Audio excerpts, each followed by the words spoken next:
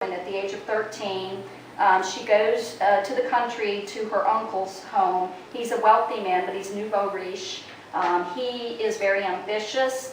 This takes place in the 1700s in England, in a time where there was distinctive class divisions, and the only way you could move up would be really through marital alliances. And people didn't marry down, they liked to marry up. And the only way that you could get in with an upper class aristocratic family would be really to buy your way in. And this was when marriage, in the upper classes anyway, lower classes still married for love, but in the upper classes, love had nothing to do with it. You married for money. The women all had a dowry. If they didn't have a dowry, they didn't get a husband. So they had a dowry.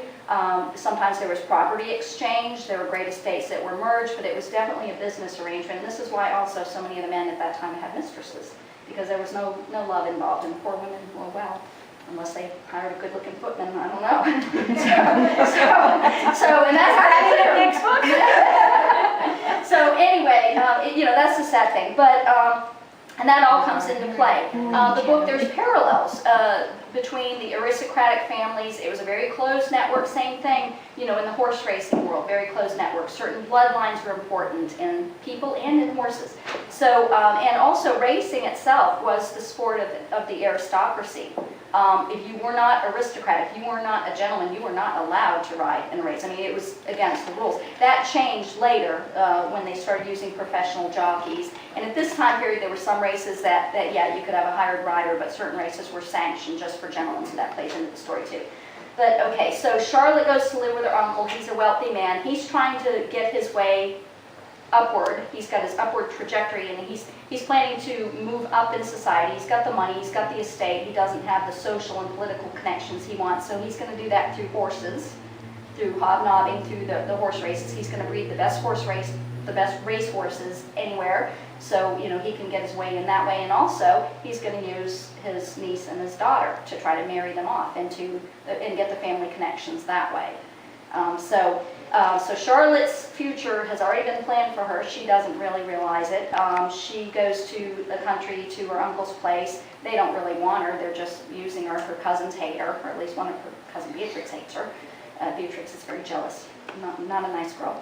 And Charlotte doesn't really have a friend in the world. She falls in love with the horses. She's never been around horses, and she falls in love with her uncle's horses. Well, girls then did not ride race horses. If they rode side saddle, a little trot in the park.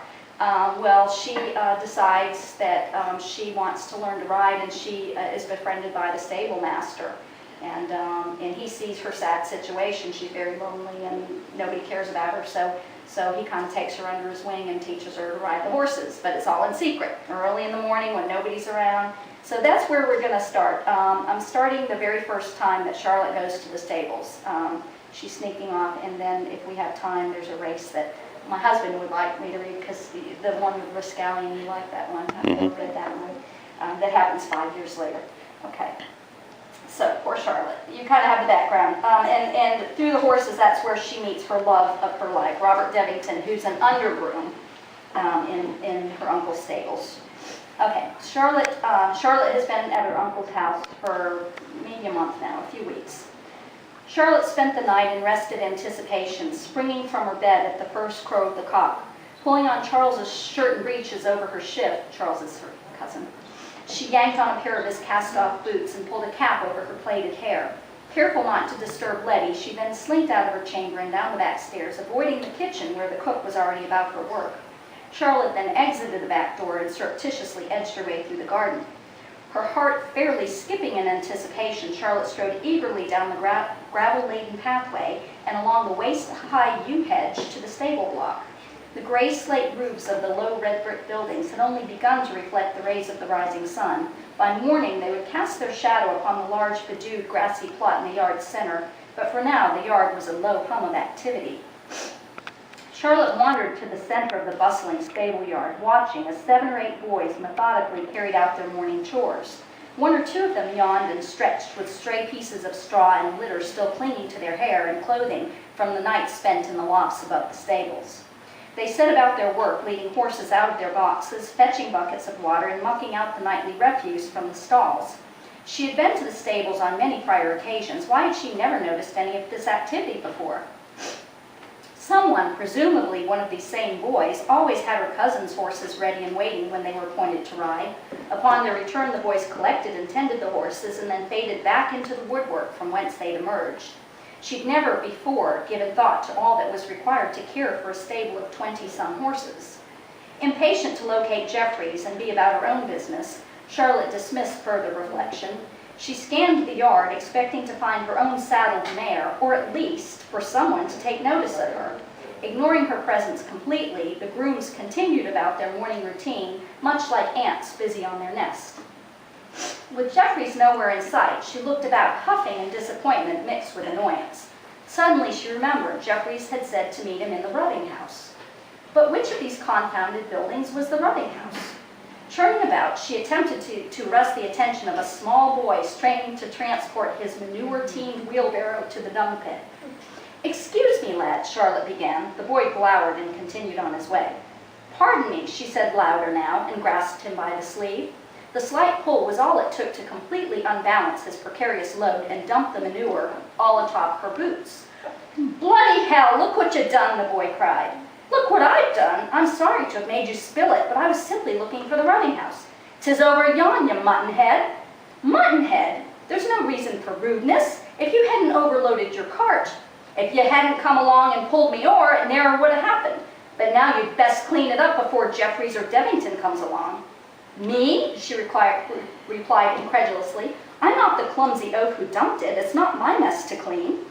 "Well, I ain't about to be the last to finish me chores. Devington is back from Doncaster and will have me turning over the reeking dung pit instead of breaking me fast with the other chaps." "Well, I'm sorry for you, but that's nothing compared to what you've done to my only pair of boots, you ham-fisted lout." "'Twarn't me what pulled the wheelbarrow arse over tea kettle, you want wit. Go bugger your mother and lick your boots clean." "Why, I'll box your ears, you brazen-faced little jackanapes." Charlotte made a fist as if to try, but the boy flew at her first. They both tumbled onto the pile of manure in a wild, tangled flurry of thrashing limbs.